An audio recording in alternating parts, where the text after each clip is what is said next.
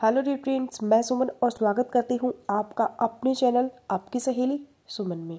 Friends, आज के video में हम बात करेंगे महिला के अंदर जो एग रिलीज होता है, जो अंडा निकलता है वह फैलोपियन ट्यूब पे मौजूद रहता है पहले और स्पर्म के आने का इंतजार करता है वहाँ पे, ताकि स्पर्म वहाँ पे आए, अंडे के साथ मिले और अंडे को फर्टिलाइज करे और प्रेगनेंसी कंसीव हो जाए। अब हस्बैंड के स्पर्म को एग तक कैसे पहुँचाया जाए ताकि जल्दी गर्भ ठहर जाए, यही तरीका डिस्कस करेंगे आज की इस वीडियो में। और अगर आप इस तरीकों को फॉलो कर लेते हैं तो 1 महीने में ही गर्भ ठहर सकता है। तो आज की इस वीडियो में हम इसी चीज़ को डिस्कस करेंगे कि जल्दी प्रेगनेंसी कंसीव करने के लिए रिलेशन बनाते वक्त पुरुष का जो स्पर्म है वह बाहर क्यों निकलता है और उसको बच्चेदानी के मुंह तक कैसे पहुंचाना है ताकि वहां से स्पर्म बच्चेदानी के मुंह के अंदर एंटर हो और फैलोपियन ट्यूब तक पहुंचे और फर्टिलाइजेशन हो जाए और प्रेगनेंसी कंसीव हो जाए। तो ऐसा करने के लिए बहुत ही इम्पॉर्टेंट टिप्स मैं इस वीडियो में आपके साथ में शेयर करूंगी, जो अगर आप फॉलो करेंगे तो गर्भ जरूर ठहर जाएगा और जल्दी ठहरेगा।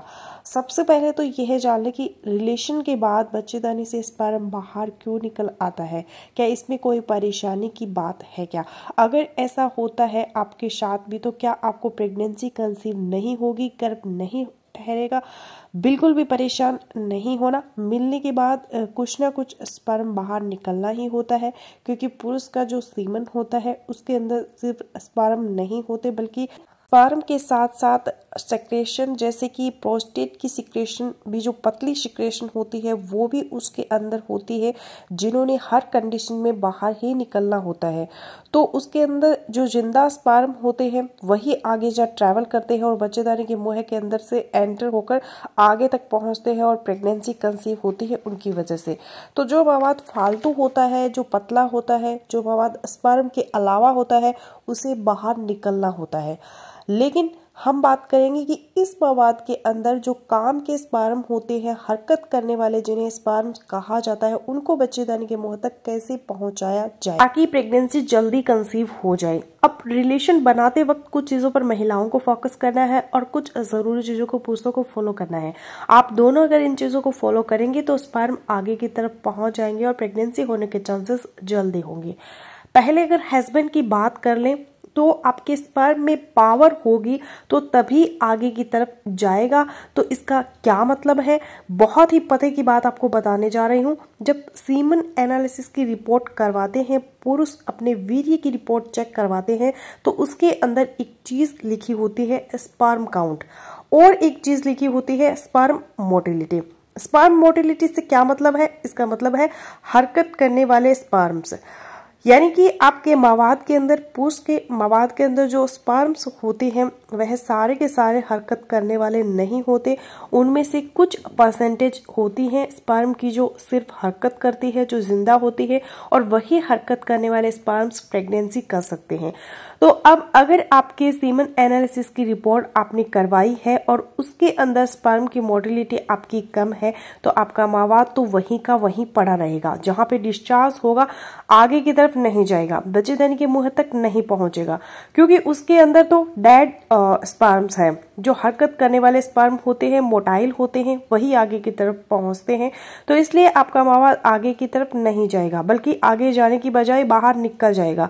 अब यहाँ पर एक चीज और फोकस करने वाली है, जो हरकत करने वाले मोटाइल स्पर्म्स होते हैं पुरुष की वीर्य के अंदर, उसमें से भी आगे कैटेगरीज होती है उन स्पर्म्स की, हरकत करने वाले की।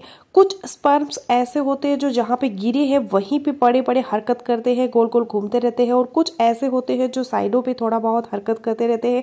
लेकिन कुछ स्पर्म्स ऐसे होते हैं जो सिर्फ आगे की तरफ जाते हैं, तेजी से आगे की तरफ बढ़ते हैं, और वही हमारे काम के स्पर्म्स होते हैं। उन्हें हम लीनियर प्रोग्रेसिव मोटाइल स्पर्म्स कहते हैं। और ये वाले स्पर्म्स जो लीनियर प्रोग्रेसिव मोटाइल स्पर्म्स है, एटलीस्ट आपकी रिपोर्ट के अंदर 35 से लेकर 40% तक जरूरी होने चाहिए, तभी प्रेगनेंसी जल्दी कंसीव हो सकेगी। और जब आपके स्पर्म्स के अंदर 35% मोटाइल स्पर्म्स होंगे तो जो काम के स्पर्म्स होंगे वो आगे तक चले जाएंगे, बच्चेदानी के मुंह के अंदर दाखिल हो जाएंगे, मुंह तक पहुंच जाएंगे, और जो डेड होंगे वो बाहर निकल जाएंगे। आपको परेशानी की जरूरत नहीं होगी। अब चलते हैं आगे।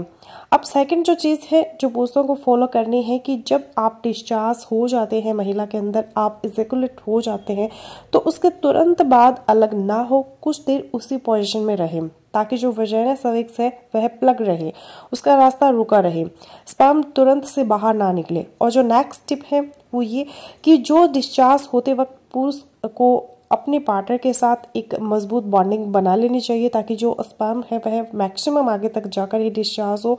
अगर आप डिस्चार्ज वजाइना के आगे जाकर सर्विक्स के करीब होते हैं तो स्पर्म को ट्रैवल नहीं करना पड़ता। जो स्पर्म से सर्विक्स तक की दूरी होती है वो इजली बच्चेदानी के मुंह तक पहुंच जाते हैं। आई होप कि आप समझ चुके होंगे। यानी डिस्चार्ज होते वक्त महिला के अंदर स्पर्म को मैक्सिमम आगे तक छोड़ें। अब नेक्स्ट जो इम्पॉर्टेंट चीज़ है पुरुषों के लिए वो ये कि ताकि आपके स्पर्म जल्दी बच्चेदानी के मुंह तक पहुंच जाए कि आप अपने पार्टनर के साथ एक दिन छोड़कर एक दिन इंटरकॉर्स करें, क्योंकि जब एक दिन छोड़कर एक दिन इंटरकॉर्स करेंगे तो आपके स्पर्म का काउंट भी ज़्यादा अवेलेबल होगा। जो ज़्यादा स्पर्म काउंट होगा उसके अंदर हरकत करने वाले मोटाइल स्पर्म भी ज़्यादा होंगे और प्रेगनेंसी कंसीव करने के चांसेस भी ज़्यादा होंगे। अब बात कर लेते हैं महिलाओं की। प्रेगनेंसी जल्दी कंसीव करने के लिए पुरुष के माँ बाप को बच्चेदानी के मुंह तक कैसे पहुंचाना है, उनको भी कुछ टिप्स को फॉलो करना चाहिए। उनमें से जो सबसे पहला टिप है, जिस वक्त आप रिलेशन करती हैं तो अपनी बट्स के नीचे एक पिलो रख सकती हैं ताकि ग्रेविटी का असर कम हो और स्पर्म को आगे की तरफ ट्रैवल करने में हेल्प मिले। अब जो दूसरा इंपॉर्टेंट टिप है वो है आपका ओवुलेशन पीरियड। अब स्पर्म बच्चेदानी के मुंह तक अगर पहुंच भी जाता है, आगे उसको रास्ता नहीं मिलता, आगे से बच्चेदानी का मुंह बंद है, तो फिर भी वह बच्चेदानी के अंदर दाखिल नहीं हो सकता। इसके लिए आपको यह जानना जरूरी है कि बच्चेदानी का मुंह जिसे हम सर्विक्स कहते हैं वह कब खुलता है। एक तो पीरियड के टाइम पे खुलता है और दूसरी बार जब आपके ओवुलेशन होती है, आपके अंदर अंडा रिलीज होता है, उस वक्त बच्चेदानी का मुंह खुलता है। और अंडा रिलीज आपके अंदर कब होता है, बहुत सारी वीडियोस मैंने ओवुलेशन डे निकालने पर बनाई हुई है, आप देख सकती हैं। फिर भी रफली मैं आपको बता दूं कि आपको लास्ट टाइम जो डेट आई थी वह पहला दिन था आपके मेंसेस का, वह आप नोट कर ले और वहां से आगे काउंट करना शुरू करें।